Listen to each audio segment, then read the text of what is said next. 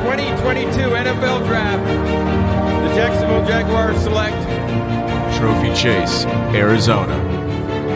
with the second pick in the 2022 NFL Draft, the Detroit Lions select Cody Smith, Houston, Texas. The fantasy draft room is now on the clock.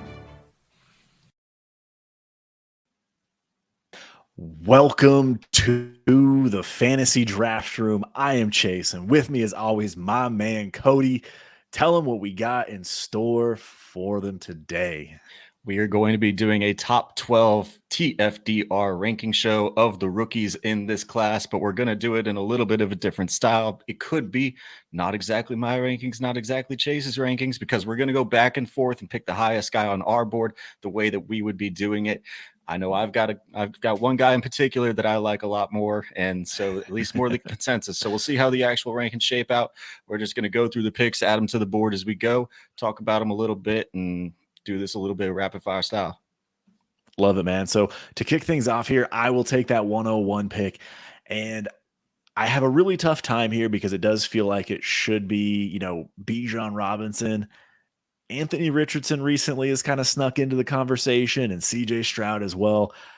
But today I got to take Bijan. He's hands down the best running back. When you see him going in Dynasty startups, he's typically going around that 112, 201 range. And I feel like after this NFL draft does kick off, he's going to have the most value. So I'm just going to take the best player that we've been talking about for 3 years and not overthink this. Yeah, I don't think you need to think about it too much without knowing, especially your team roster, just pure rankings wise. I think you got to have Bijan at the top of this class. Kicking it over to me at the second ranked position, we are going to go with the quarterback position because there isn't any other way that this could go. And then it's just a matter of which one do you have? Is it Bryce Young? Is it CJ Stroud? Is it Anthony Richardson? Is it everybody's most hated one, Will Levis? Ooh. Now, the Anthony Richardson hype has gotten there, but I'm actually just in pure overall rankings for where I would have them today. I think that the Carolina Panthers made their recent move with the Bears to move up to 1 to get the betting odds favorite CJ Stroud as it currently stands. And for that reason, he is going to be the one that I would rank as the second best rookie prospect currently.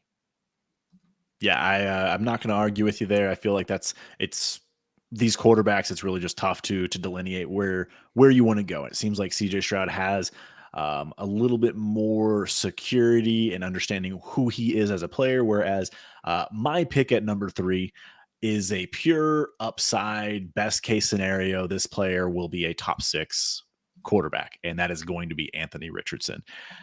I know it's scary. I know there's accuracy issues and things like that, but you cannot deny the fact that this man can run.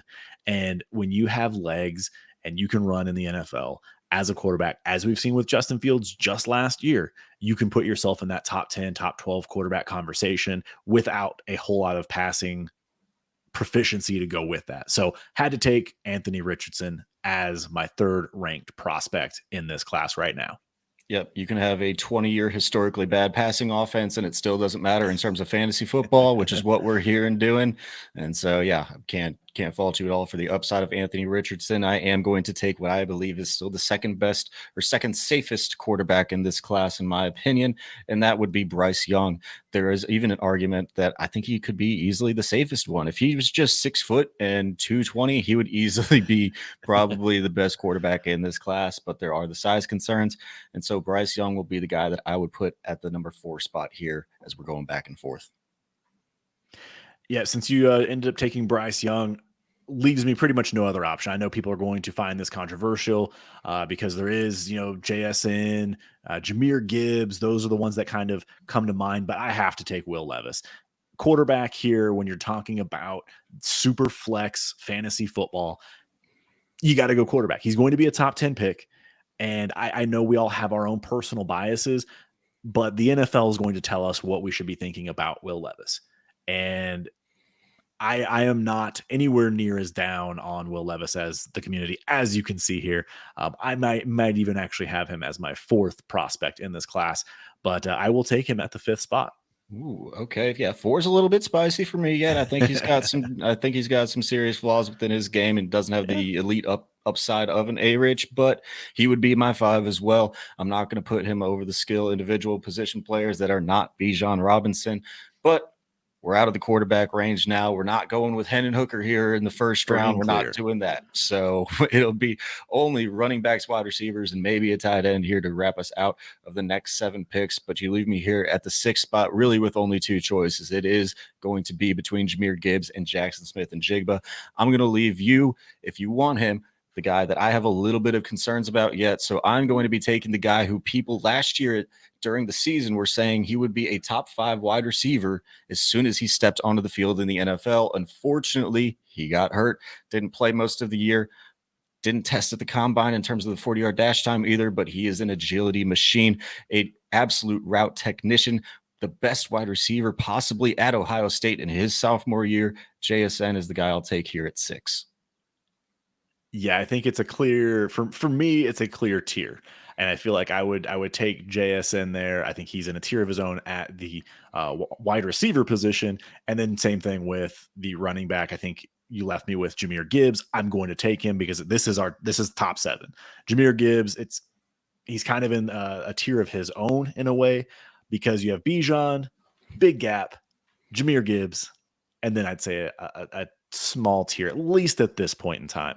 So I'm going to take the talent of Jahmyr Gibbs just behind JSN. This feels pretty dang good to me, finding him at the 107.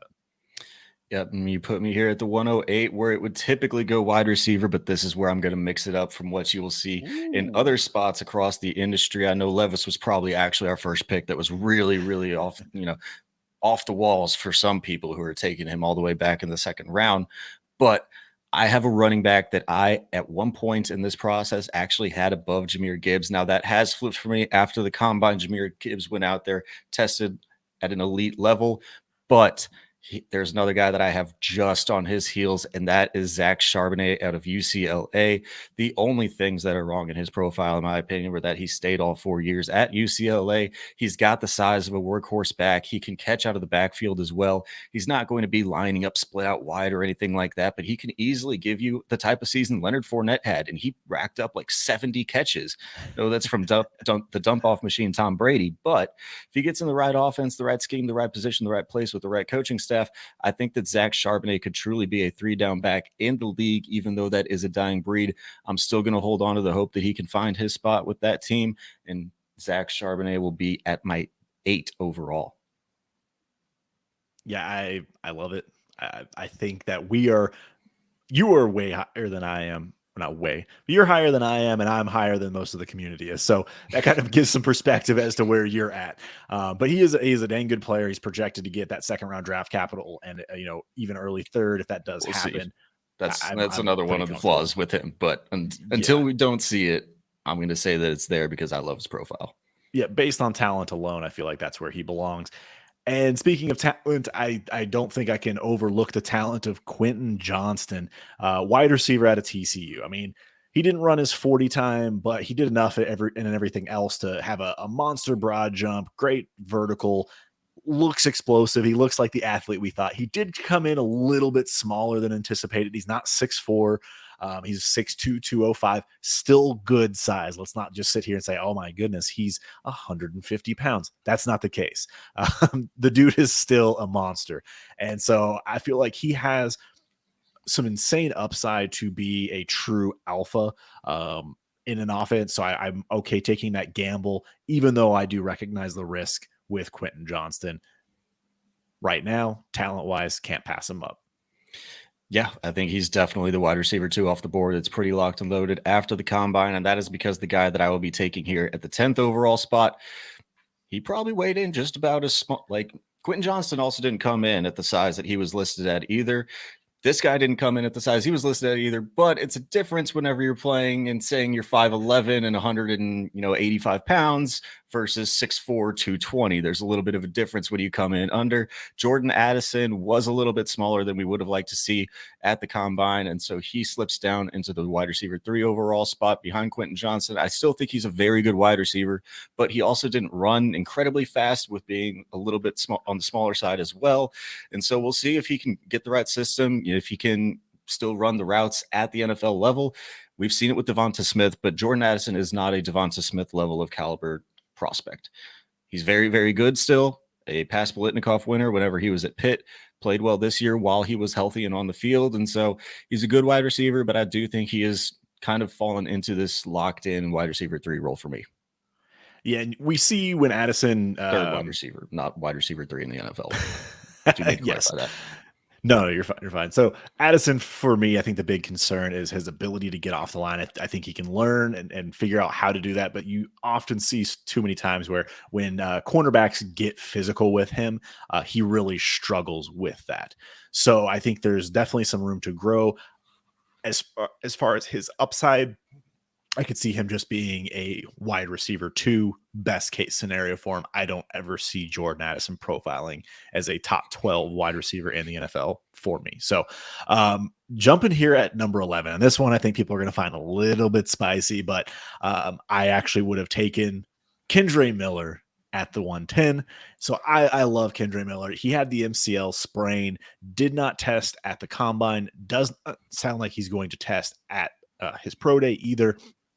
However, within draft circles, within the NFL circles, there are still a lot of belief in Kendre Miller being a top 5 back in this class. So from everything I have seen on film, absolutely love him. He is definitely a top 4 running back for me and has the 215-pound profile where he could be a workhorse as well. Maybe not the pass catcher that Zach Charbonnet is, but he's capable. And that is all that you look for is, can he catch the football? So that is who I would have as the 11th ranked prospect here in this combined draft.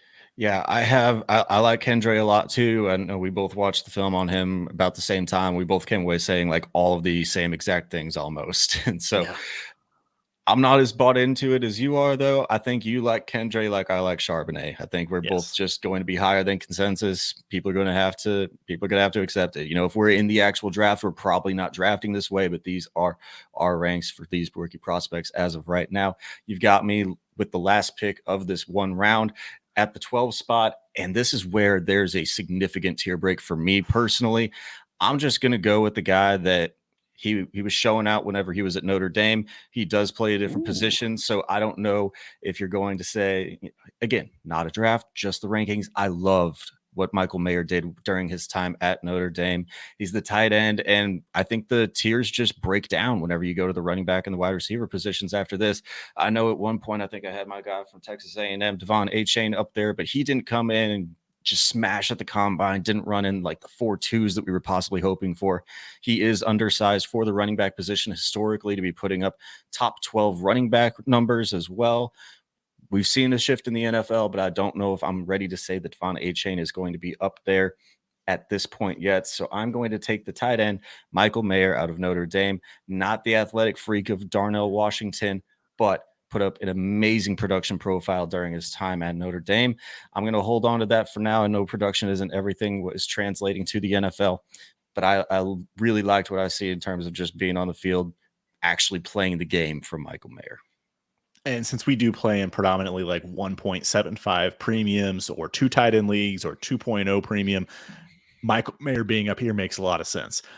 There are a lot of tight ends in this class that people argue could be in the top group or the top tight end, whether that's Darnell Washington, Luke Musgrave, Dalton Kincaid, but you can't argue with what he did, like you said, at Notre Dame. He did have he's athletic. He's not as athletic as everyone else in this class, but he put up a solid 8.36 RAS score, I want to say. So he's athletic enough to qualify as a solid, tight end 1 at the NFL level. I love it, man. And I know there's going to be a lot of hate towards these top 12. We're definitely bring it on. We're ready for it. Yeah, bring it on. Let us know how crazy we are. We will drop our 12 through 24 as well in the future. But here is our top 12 rookie rankings at this moment. Anything else you want to add before we get out of here? Nope. If you want to hear anything more about all the prospects, we put up rookie mocks that we break down all 4 rounds all the time. So we're going to be talking through if you go back through all of them, you will hear us talk about probably every single prospect and probably even more outside of the top 48, probably like the top 56, because we see guys sneak into this fourth round all the time. And that range is just volatile throughout these mocks that we're running over with Destination Devi. So if you want to hear us talk more about these prospects, you can go search any of those videos. We will be dropping more content every single week. So be sure to stay tapped in. Please smash that like, give us a comment down below, and make sure you subscribe. Thank you so much for joining us here in the Fantasy Draft Room.